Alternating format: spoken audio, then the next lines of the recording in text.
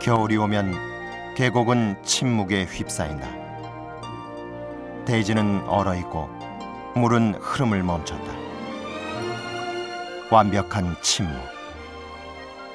그러나 계곡은 이 하얀 침묵 속에서 또 한 번의 탄생을 준비하고 있다. 그 계곡으로 탄생의 계절 봄이 다가오고 있었다.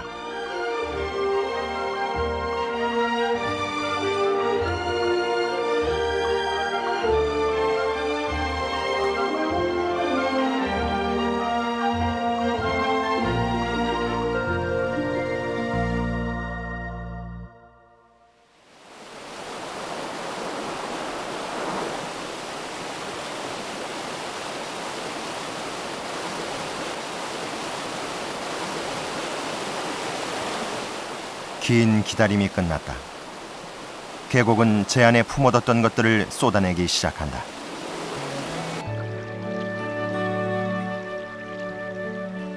이미 시작된 계곡의 출산을 멈출 수 있는 것은 아무것도 없다. 짐짓 조용한 듯하지만 어디에도 더 이상의 침묵은 없다.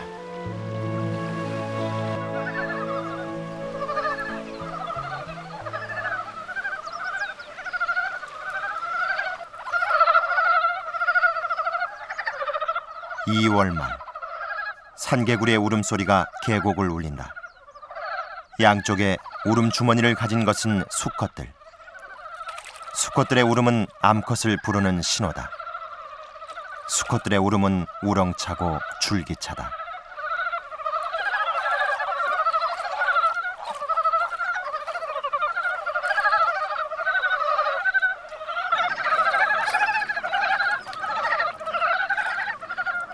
짝짓기에 성공하고 나면 수컷들의 임무는 끝난다.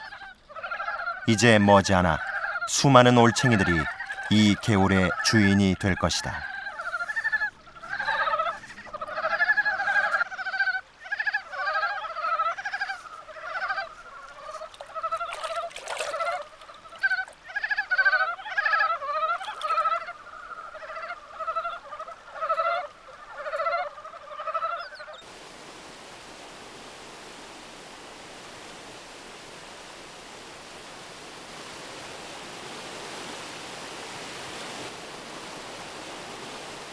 새들의 산란 준비는 개구리의 그것보다 좀 더 계획적이다.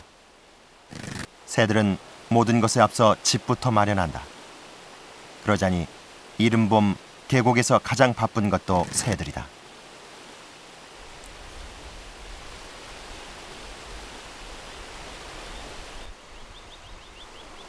새들이 집을 마련해가는 방식은 제각각이다. 직접 제 손으로 집을 짓는 녀석이 있는가 하면 남의 둥지에 슬쩍 들어가는 녀석도 있다.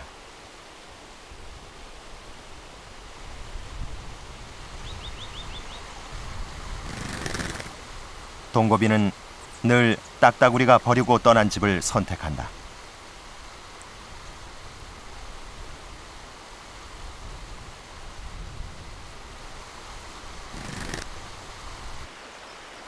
그렇다고 그 집을 그냥 쓰는 것은 아니다. 살만한 집이 찾아졌다 싶으면 열심히 흙을 물어다 나른다.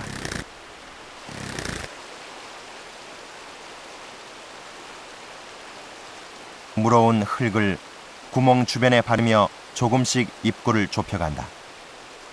입구를 좁혀 쉽게 눈에 띄지 않으려는 전략이다.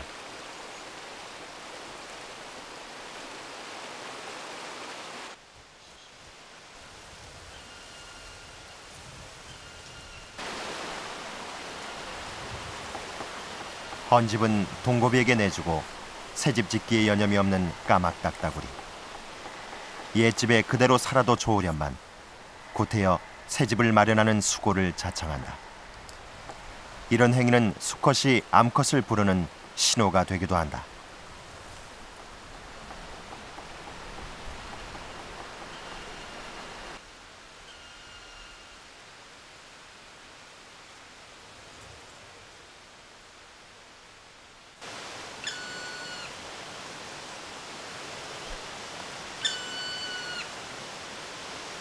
집을 다 지었다 싶으면 본격적으로 암컷을 부르기 시작한다.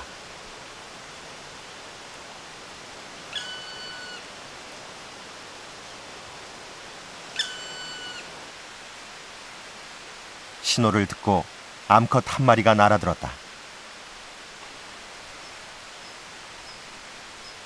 암컷은 머리에 빨간 깃털이 수컷보다 적어 덜 화려하다. 암컷은 제가 살 집을 꼼꼼하게 점검한다.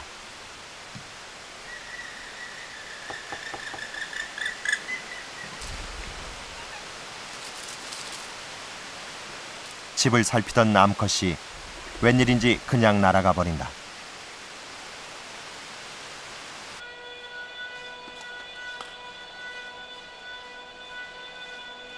이유는 공사장 때문이었다. 문화재 복원공사가 한창인 이곳에선 끊임없이 소음이 나오고 있다.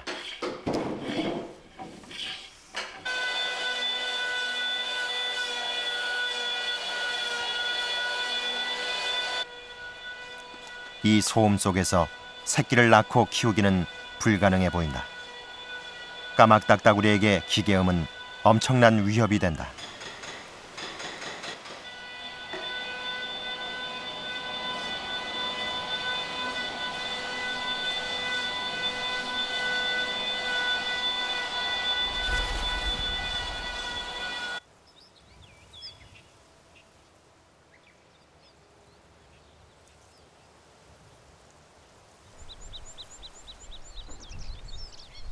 조용한 산사 주변은 작고 힘없는 것들이 살아가기에 좋은 곳이다.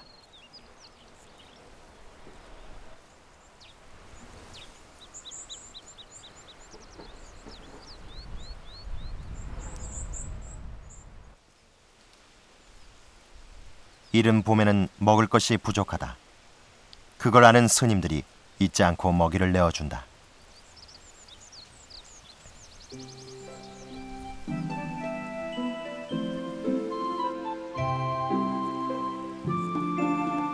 몇 번만 반복하면 새들도 더 이상은 경계하지 않는다.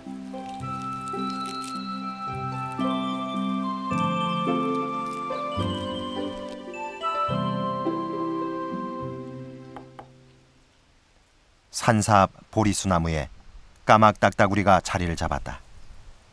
떠났다가도 꼭 되돌아오는데 같은 녀석들인지는 알 수가 없다. 나무에는 녀석들이 파놓은 구멍이 질비하다.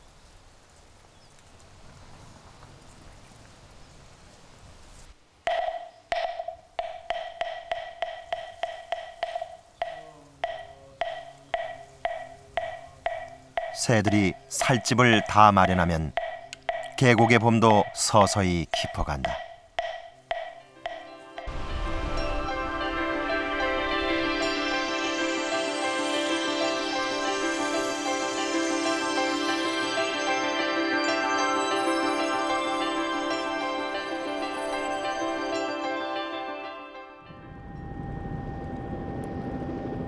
장대한 백두대간의 산줄기가 속리산에 머물어 더 깊은 골짜기를 낳으니 그곳이 화양계곡이다. 계곡은 산자락을 끼고 돌며 십리를 흐른다.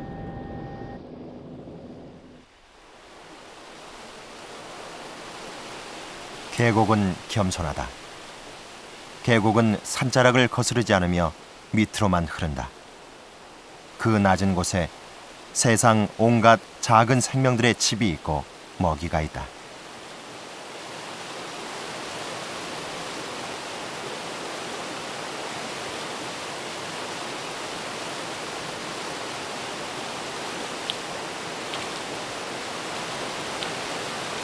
용감하게 물속으로 돌진해가는 물까마귀. 물까마귀는 수영과 잠수의 명수다. 물속을 드나들며 작은 물고기나 수중 곤충을 잡아먹는다.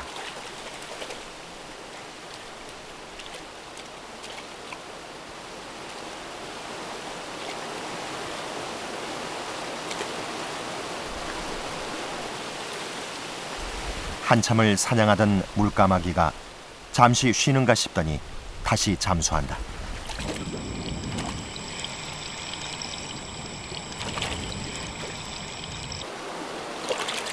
제법 큰 먹이 하나를 낚아챘다. 물까마귀는 그것을 먹지 않고 계속 앞으로 나간다. 먹이를 문 채 주변을 경계하기 시작한다. 그 행동으로 보아 이 계곡 어딘가에 물까마귀의 새끼가 있을 것이다.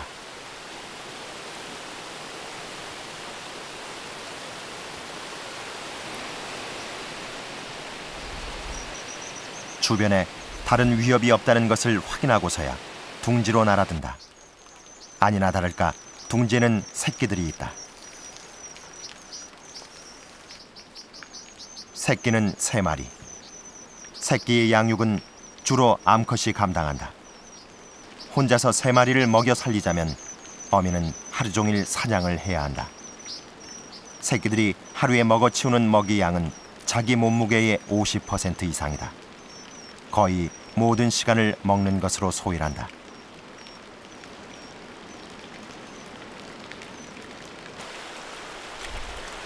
물까마귀의 어미가 새끼들을 먹여 키우는 기간은 20일 정도. 그 기간 동안 어미는 하루 종일 잠수하고 사냥하며 둥지와 물가를 오간다.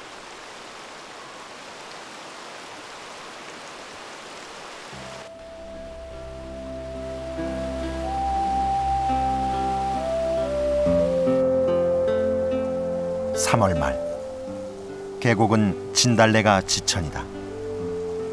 작은 생명들의 봄은 이미 오래전에 시작됐지만 사람들은 진달래가 피어야 비로소 봄이 왔음을 눈치챈다. 사람의 봄이 가장 늦게 시작되는 셈이다.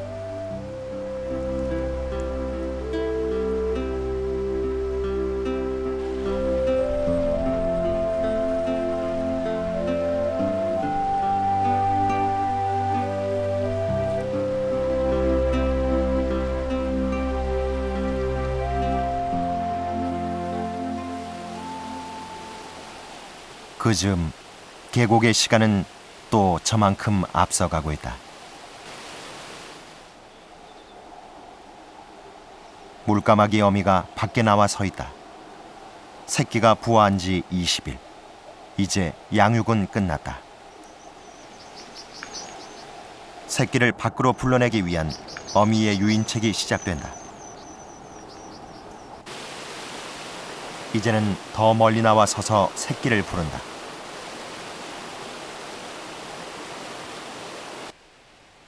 배가 고픈 새끼는 더 이상은 둥지에서 버틸 수가 없다. 새끼 물까마귀의 첫 비에 하필이면 급류에 떨어졌다.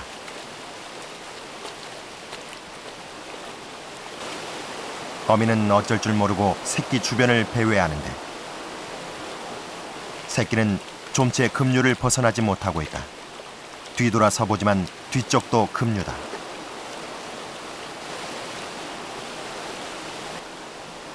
어미새는 물 건너에 있다.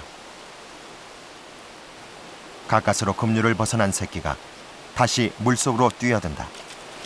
어미가 있는 쪽으로 건너가려는 것인데 물살이 그 길을 가로막고 있다.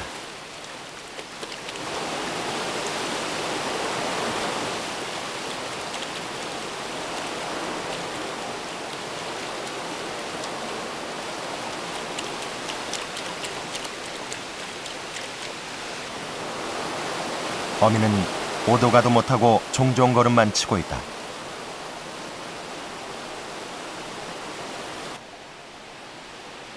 두 번째 녀석은 나올 엄두를 내지 못하고 있다.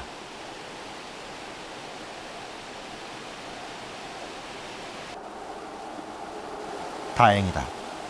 두 번째 녀석은 둥지 아래 바위로 안전하게 착지했다.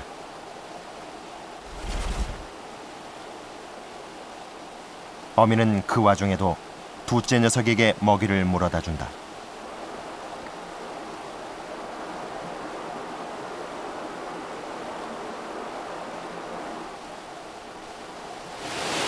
한편 첫 번째 녀석의 사투는 계속되고 있다. 이제는 다른 길을 찾아볼 요량인 것 같은데 이미 힘이 너무 빠져 있다.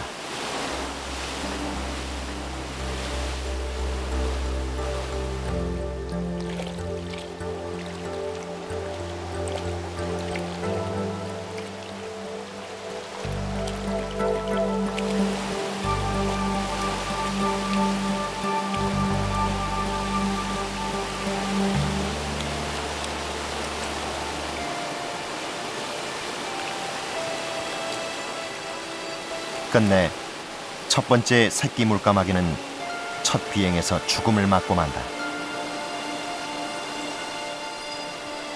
녀석에게 줄 먹이를 물고 기다리던 어미는 어쩔 줄을 모른다. 이른 봄, 새끼 새 한 마리의 독립은 그렇게 끝이 났다.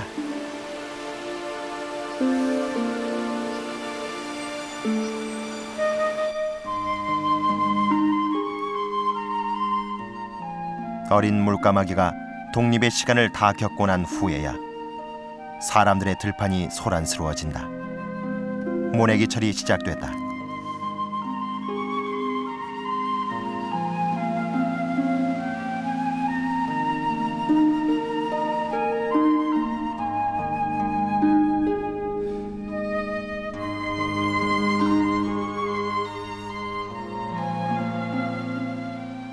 그 사이 계곡의 빛은 더 짙어졌다. 바람은 부드럽고 햇볕은 따사롭다.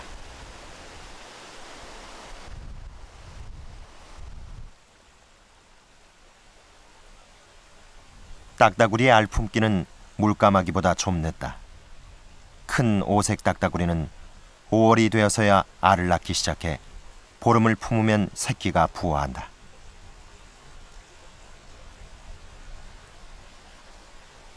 올봄, 녀석의 알까기는 성공적이다.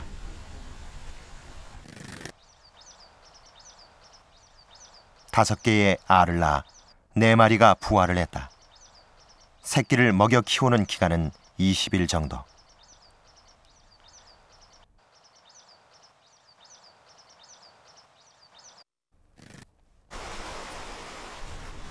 양육 기간 내내 어미새는 예민하게 주변을 경계한다.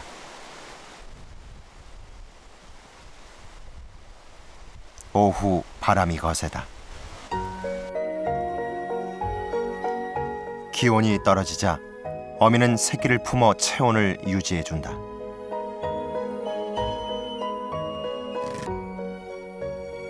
서로 엉켜있는 새끼들.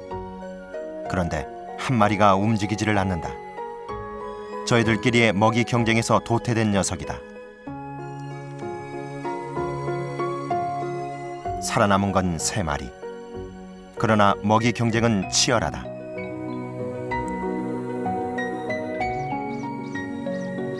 결국 고비를 넘기고 살아남은 건 2마리뿐이다.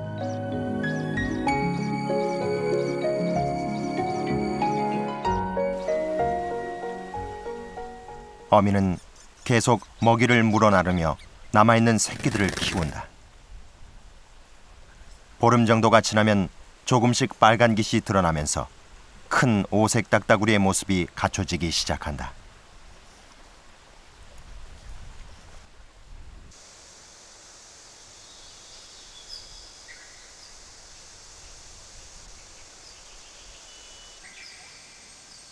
(5월) 중순 초파일. 조용하던 숲이 시끄러워진다.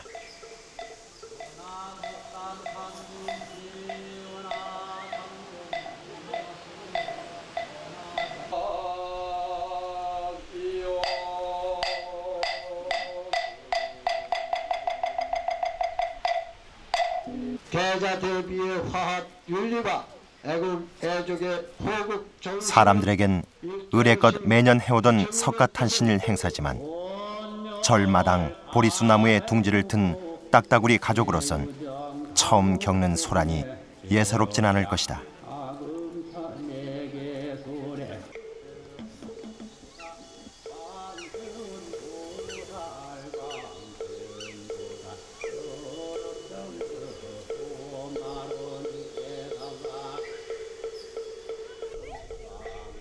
새끼들은 난생 처음 구경하는 풍경이 낯선지 계속 고개를 내밀고 있다.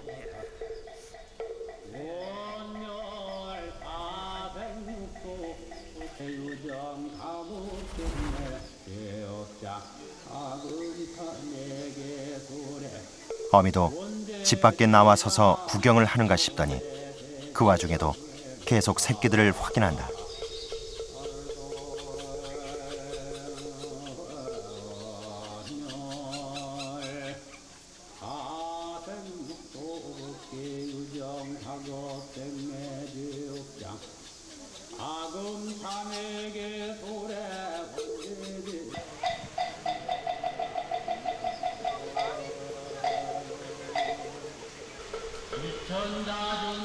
늘 조용하기만 하던 산사에서 그래도 딱따구리 가족이 가장 많은 사람을 구경해 본 날이었다.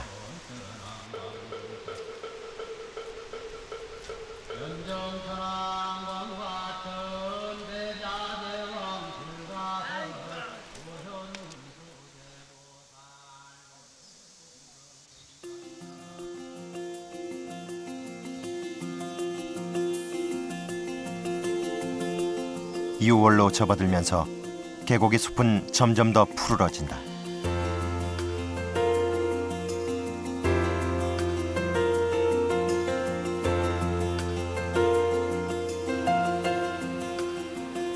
계곡의 물도 짙은 녹색으로 물들었다.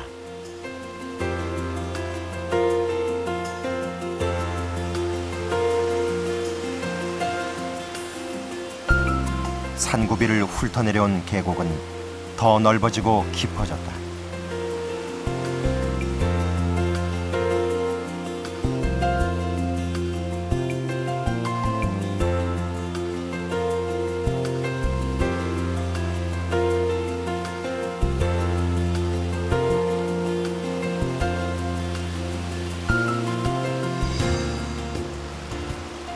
물의 온도가 서서히 올라가는 6월이 되면 이제 계곡의 물속이 소란스러워진다. 물고기들의 짝짓기 계절이다.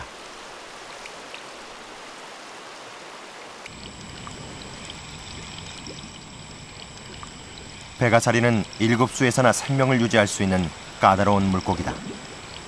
그것들이 화양계곡의 깨끗한 생명력을 증명해주고 있는 셈이다.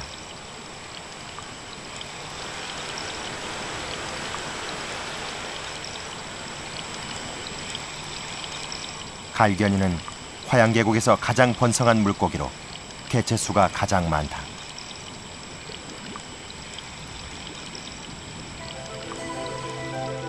한국에서만 자라는 특산종인 쉬일이 한창 산란철을 앞두고 있다.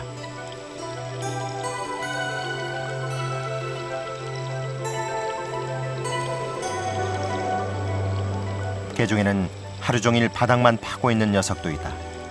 산란철을 마련하는 중이다.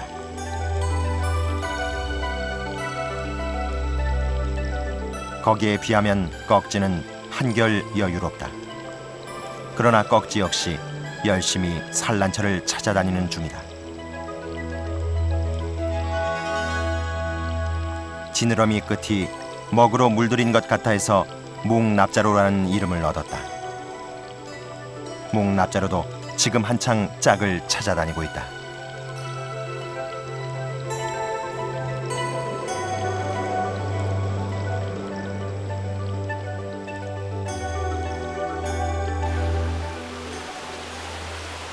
겉에서 보면 고요하고 평화로운 계곡. 그러나 계절이 깊어질수록 물속 세상은 더 격렬해진다. 산란철이 되면 물고기들은 암수의 외양이 확연히 달라진다. 이 시기 수컷들의 몸은 울긋불긋 요란한 색으로 변하는데 암컷을 유혹하기 위한 혼인색이다. 혼인색이 완성되면 암컷을 찾기 위한 움직임이 더 부산해진다. 마침내 한 쌍의 짝짓기가 시작된다. 암컷이 알을 낳으면 수컷은 그 위에 정액을 방사해 수정을 완료한다. 물속은 온통 짝짓기의 세상이다.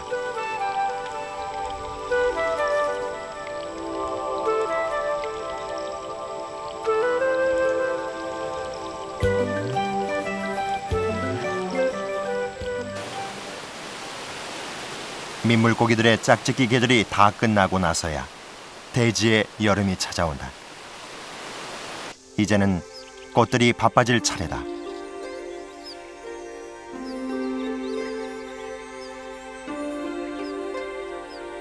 꽃은 특유의 향기와 빛깔로 벌과 나비를 불러 모으고 그것들이 꿀을 먹는 사이 슬쩍 가루를 묻혀 놓음으로써 수분에 성공한다.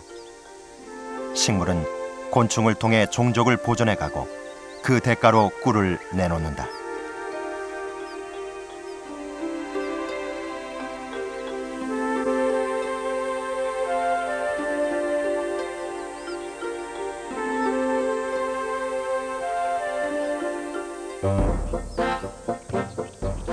그 와중에도 먹이 전쟁이 치열하게 진행된다. 완벽한 보호색으로 위장한 사마귀는 나비가 날아드는 꽃대에 웅크리고 앉아 사냥의 시간을 기다린다.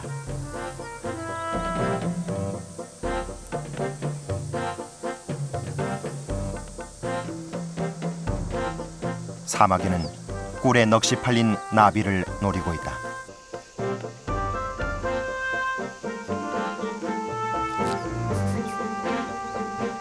첫 공격은 실패다.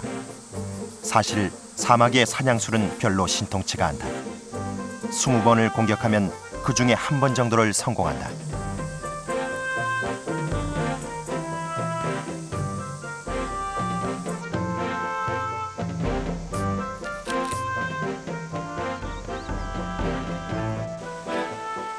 연거푸 실패를 한 사마귀가 공격 대상을 바꾼다. 이번에는 파리다.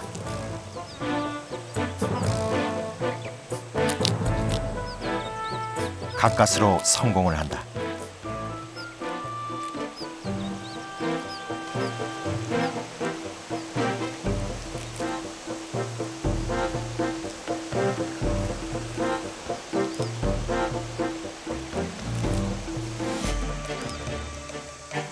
큰 것은 작은 것을 먹고 그것은 또 더 큰 것에 먹힌다.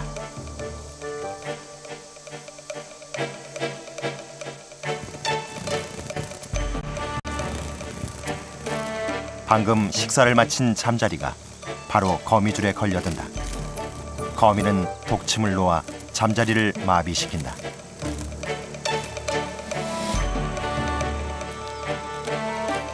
먹이가 마비되면 꽁지에서 실을 뽑아내 먹이의 몸을 감기 시작한다. 마비에서 깨어난 먹이가 도망가지 못하게 만드는 일종의 올감이다.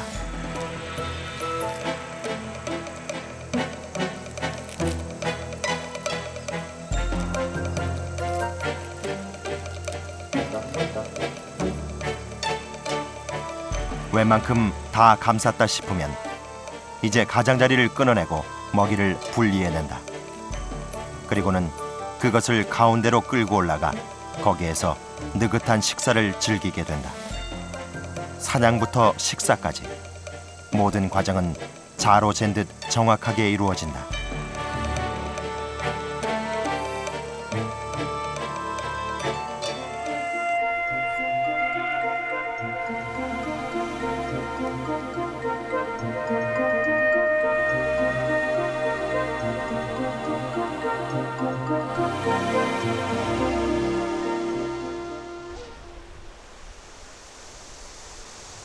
한여름 오후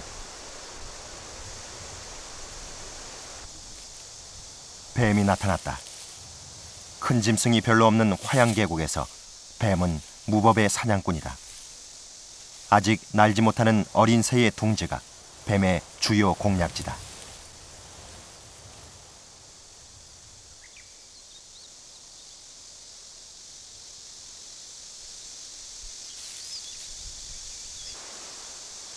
뱀을 먼저 발견한 건 박새엄이었다. 박새에겐 아직 날지 못하는 새끼가 있다.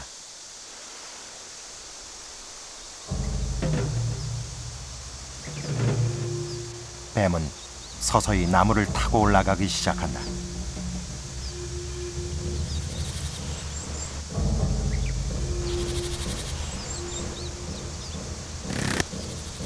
어미새가 열심히 지저대지만 그것으로 뱀의 공격을 막을 수는 없다. 뱀은 맹렬한 기세로 여기저기를 휘젓고 다니며 먹이를 찾아다닌다.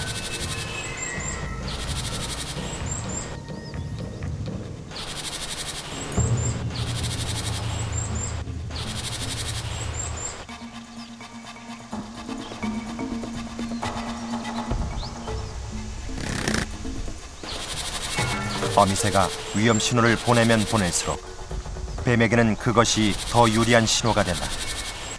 뱀은 능숙하게 가지를 옮겨다니며 둥지를 찾는다.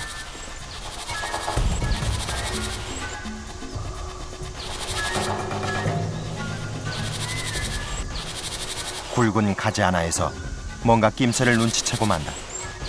박새가 둥지를 튼 나무였다.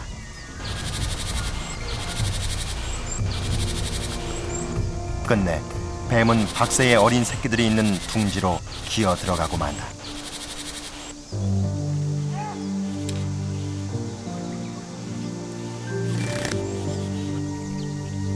주변을 배회하며 애타게 신호를 보내던 어미새가 둥지 앞에 서서 어쩔 줄을 모른다.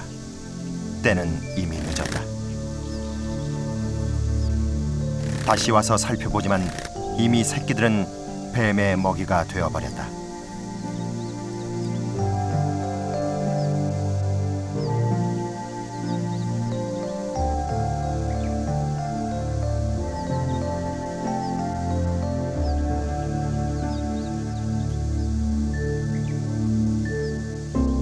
누룩뱀은 아예 박새의 둥지 안에 또아리를 틀고 앉았다.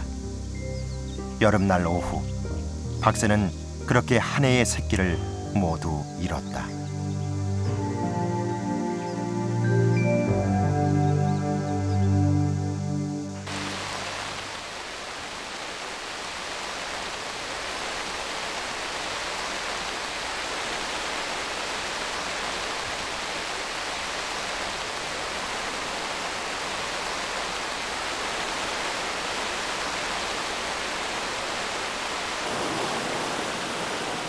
한 차례 큰 물이 휩쓸고 가면 애써 자리 잡았던 작은 것들의 둥지는 또 한 번의 지각 변동을 맞는다.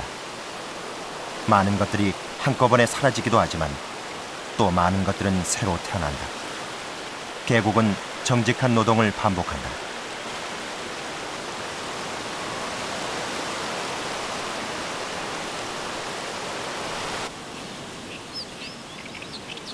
큰 비가 그치면 계곡은 더 푸르러지고 계절은 점점 더 깊어져 간다.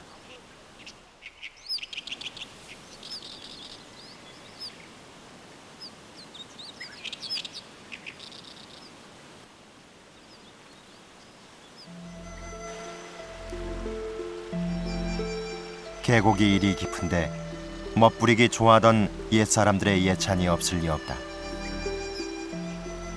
우암 송시열.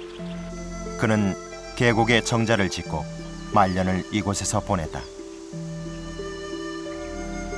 송시열에게 화양계곡은 하나의 이상향이었다.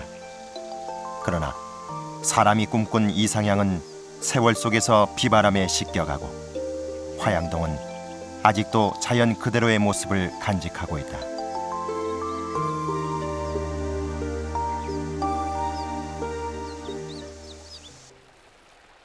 이제 계곡은 사람들이 어쩌다 찾아와 쉬는 곳일 뿐 예찬의 대상은 아니다. 계곡은 한결 여유롭게 사람들을 맞는다.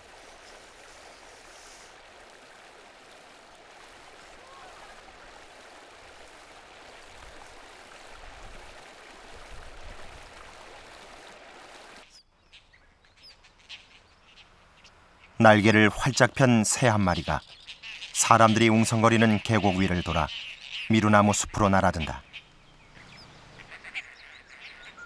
파랑새다. 여름철새인 파랑새는 계곡에 도착하자마자 짝짓기에 들어간다. 수컷들이 날아오르며 영역 다툼을 벌인다. 암컷을 차지하기 위한 구애 비행이다.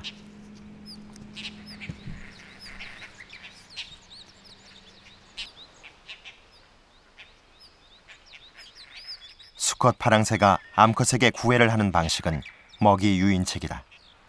수컷은 먹이를 잡아와 암컷에게 주는 것으로 구애를 표현한다.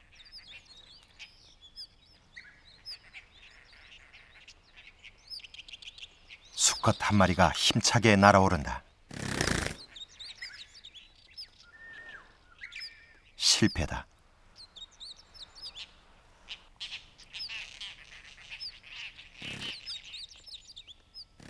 재빨리 다른 녀석이 도전한다.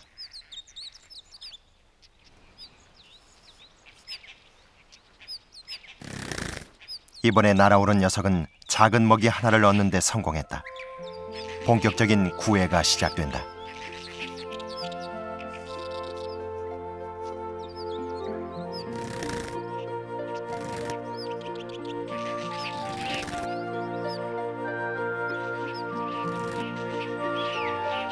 먹이 공세가 계속된다.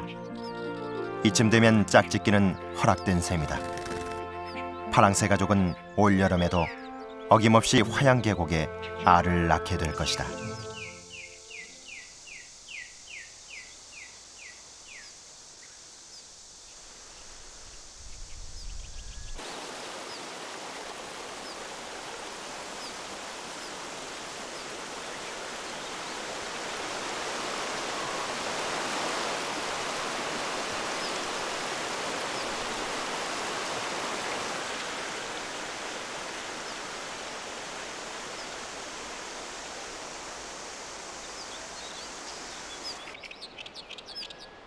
한여름의 계곡은 곤충들의 세상이다.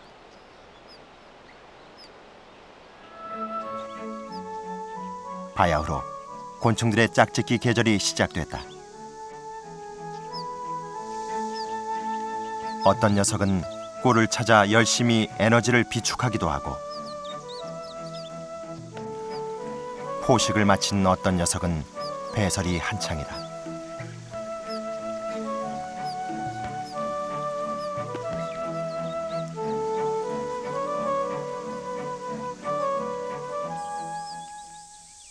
그즈음 참나무 숲으로 가면 곤충의 제왕이라 불리는 녀석들을 만날 수가 있다.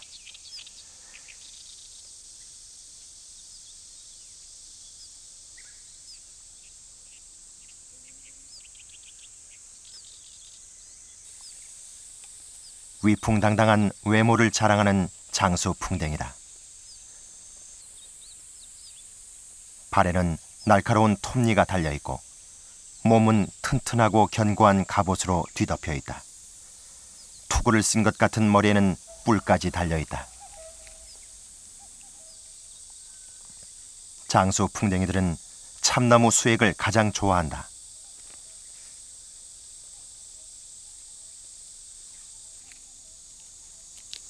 위쪽에 수액이 풍부하다는 걸 눈치챈 수컷이 천천히 기어 올라가 보지만 먼저 자리를 차지한 녀석이 쉽게 물러날 리가 없다.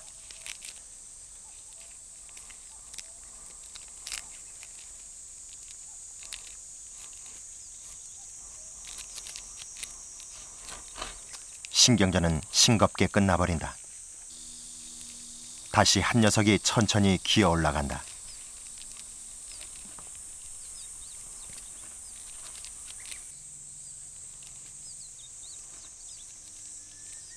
어찌된 일인지 이번에는 쉽게 먹이를 나눠준다.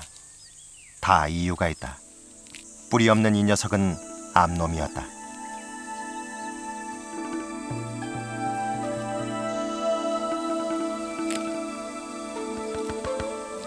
어느 정도 먹이를 나눠주고 나면 본격적인 짝짓기에 들어간다.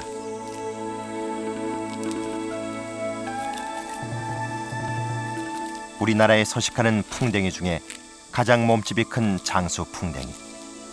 갑옷이 두터운 이 녀석들은 쉽게 자리를 잡지 못한다.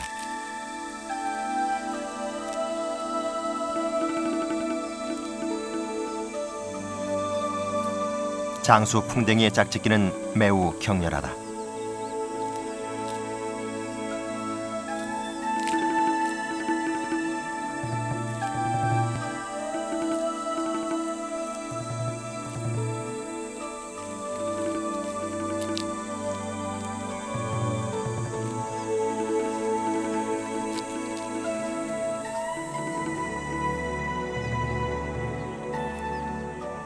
짝짓기가 끝나면 수컷의 임무는 끝이 난다.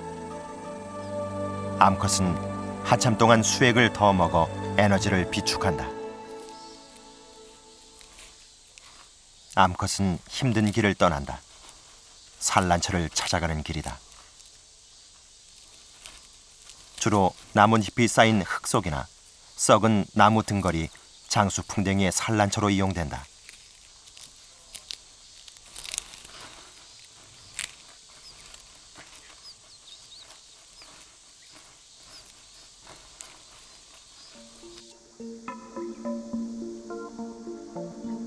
알에서 성충이 되기까지의 기간은 보통 1년 남짓. 알은 열흘 만에 깨어나 애벌레가 된다. 깨어난 애벌레가 가장 먼저 하는 일은 자신의 알집을 먹어치우는 일이다. 알집은 어린 애벌레에게 최고의 영양분을 제공하는 먹이가 된다.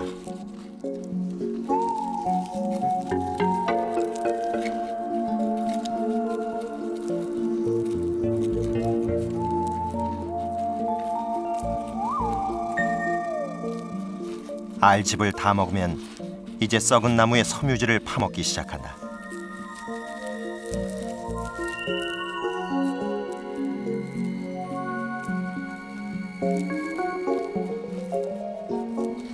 장수 풍뎅이는 이 애벌레 상태로 무려 7달 정도를 보내게 된다.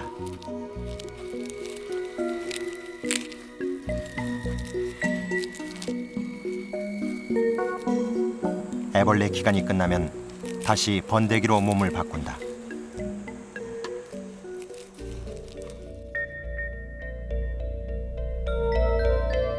딱딱한 외피로 몸을 감싸며 번데기가 되어간다. 다시 이 상태로 또 몇 개월.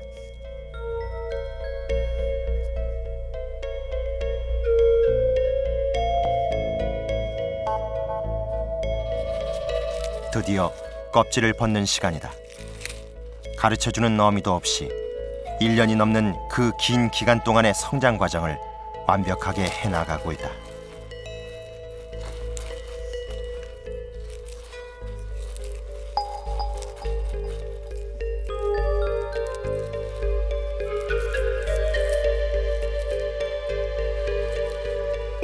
이제 성충으로의 준비는 다 끝났다. 장수 풍뎅이가 성충으로 사는 기간은 겨우 2~3달. 그걸 살기 위해 1년 넘는 기간을 애벌레로 살았으니 장수 풍뎅이의 진짜 삶은 애벌레에 있는 건지도 모른다.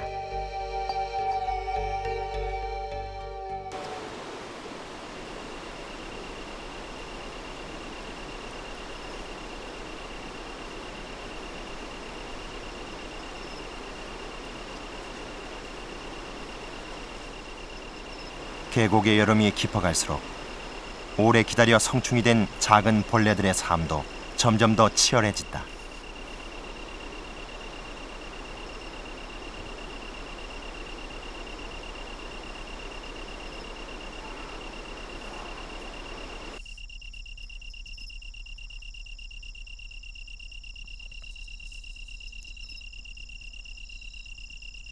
막 성충으로 깨어난 늦 반딧불이의 불빛이 밤하늘을 수놓고 있다. 반딧불이의 몸에서 나는 빛은 수컷과 암컷이 서로를 교신하는 신호다.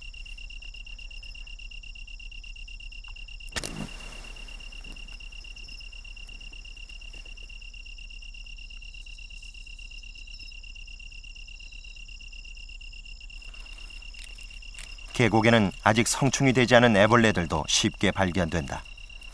애벌레들은 이 상태로 먹이 사냥을 하며 에너지를 비축한다.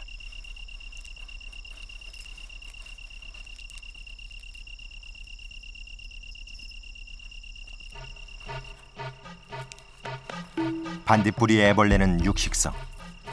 애벌레에게 달팽이 한 마리가 걸려들었다. 먼저 달팽이의 촉수부터 공격한다. 달팽이는 이미 모든 방어 수단을 잃었다.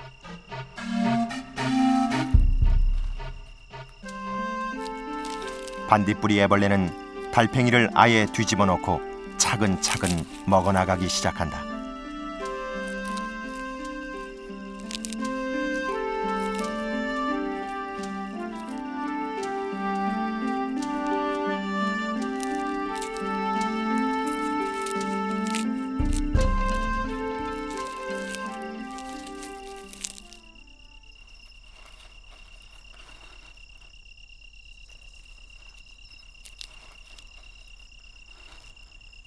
모양은 애벌레와 비슷하지만 이미 성충이 된 암컷 반딧불이다.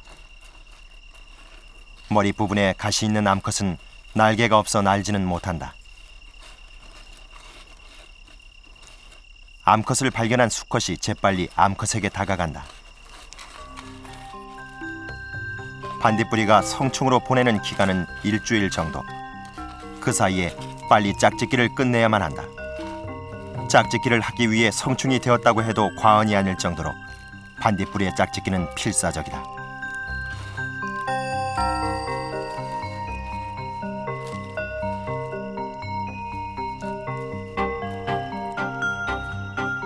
짝짓기를 마치면 암컷은 바로 산란 장소를 찾아가고 여기서 수컷의 임무는 끝이 난다.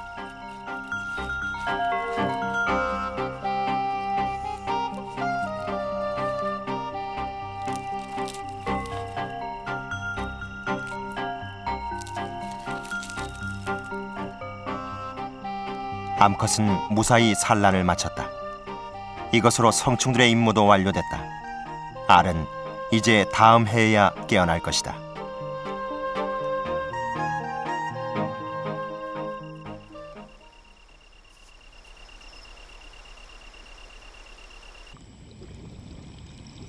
여름밤, 민물 자라들도 서서히 산란에 들어갈 때가 시작됐다.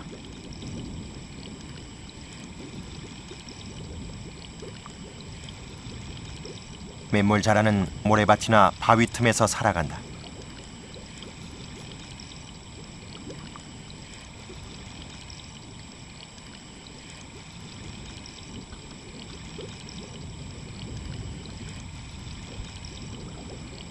보기엔 둔해 보여도 물속에선 상당히 빠르게 움직인다.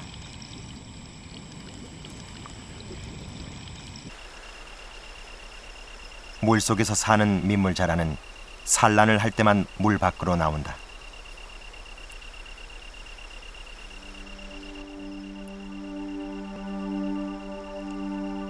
자라는 모래밭을 파고 들어앉아 알을 낳기 시작한다. 자라가 한 번에 낳는 알은 20-30개 정도. 낳는 대로 모래를 끌어다 알을 감춰가며 알을 낳는다.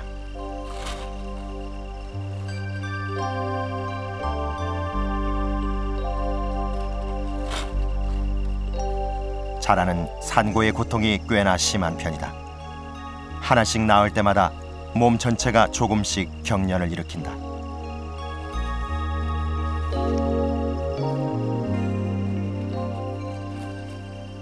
눈에는 눈물까지 어려있다.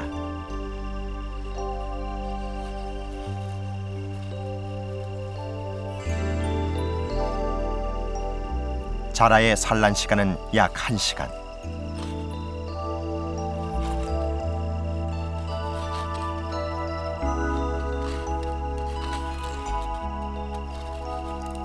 드디어 산란이 다 끝났다. 자라는 알들을 묻어둔 채 서서히 사라진다.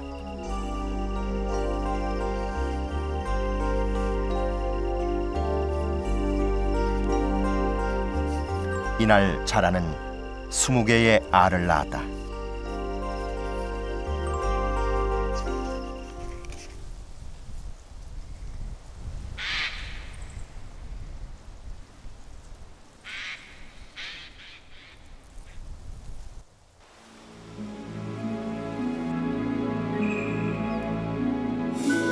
기온이 떨어지기 시작하면서 계곡에는 아침 저녁으로 물 안개가 가득하다.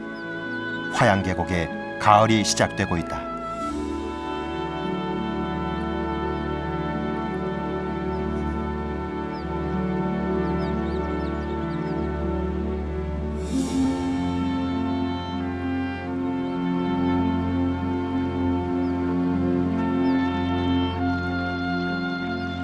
가을이 오면 숲은 이제 온통 버섯들의 세상이다. 대부분의 버섯들은 갑자기 나타났다가 순식간에 사라진다. 균 상태가 아닌 성숙한 개체로서의 삶은 아주 짧다. 그럼에도 버섯들은 숲의 유기물을 부패시키며 다시 땅으로 돌려보내 생명을 순환시킨다. 깊은 계곡에 송이버섯도 자리를 잡았다.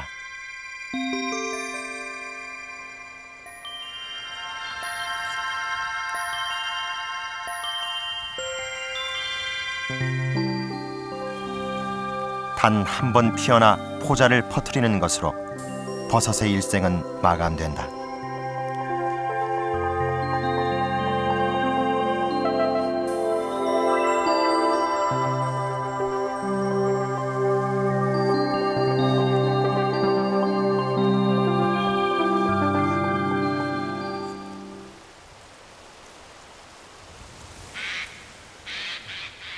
버섯들이 피어났다 사라지고 나면 계곡의 가을은 마지막으로 만개를 한다.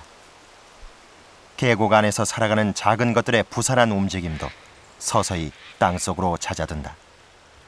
더 이상의 짝짓기도 산란도 부하도 눈에 띄지 않는다. 계곡은 다시 긴 침묵의 겨울을 앞두고 있다.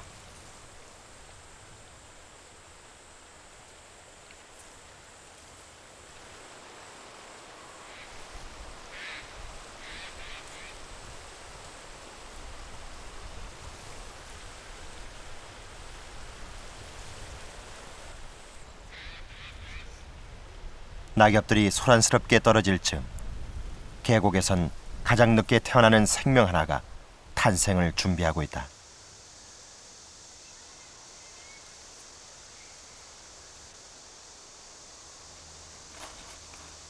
산란한 지 2달째 민물자라의 새 생명이 막 태어났다. 자라의 알을 깨어나게 한 건 어미의 품이 아니다. 자라는 오직 모래의 따뜻한 온도만으로 탄생됐다. 이 가을, 계곡은 그렇게 보이지 않는 곳에서 또 하나의 생명을 키워냈다.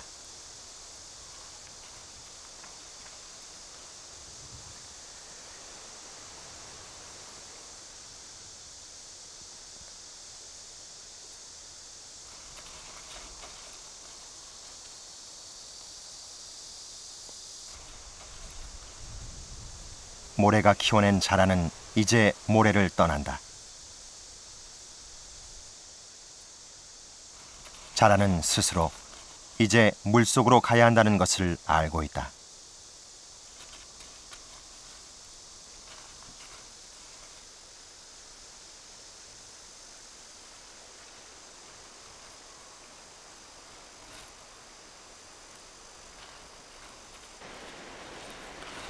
물 앞에 도착하자 어린 자라의 움직임이 빨라지기 시작한다.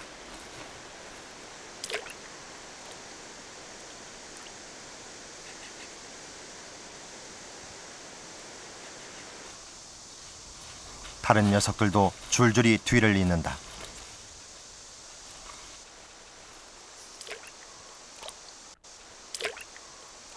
이제 이 물속으로 들어가면 기억 속의 어미가 어린 자라들을 반겨줄 것이다.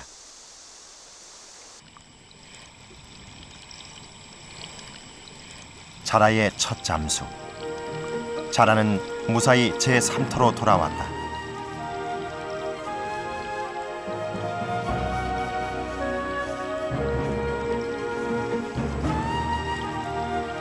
가르치지 않아도 정확하게 진행되는 생명의 사이클.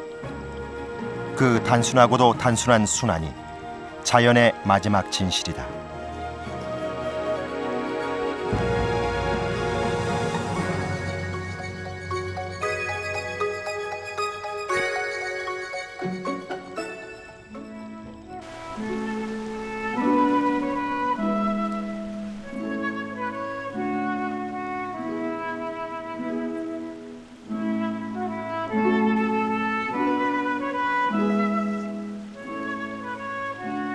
이제 다람쥐도 긴 겨울잠에 들어가야 할 시간이다. 이미 먹이 비축은 끝났고 다람쥐는 볕으로 나와 앉아 한 해의 마지막 햇살을 즐기고 있다.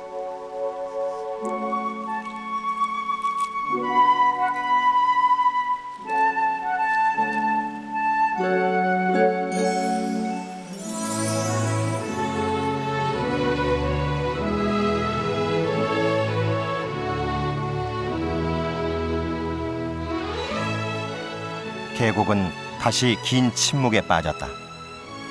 그 침묵을 인간은 이해할 수 없다. 다만 계곡에 봄이 오면 새로운 생명들이 어김없이 다시 태어날 것이다. 화양, 그 아름다운 계곡이 또 한 번의 봄을 준비하고 있다.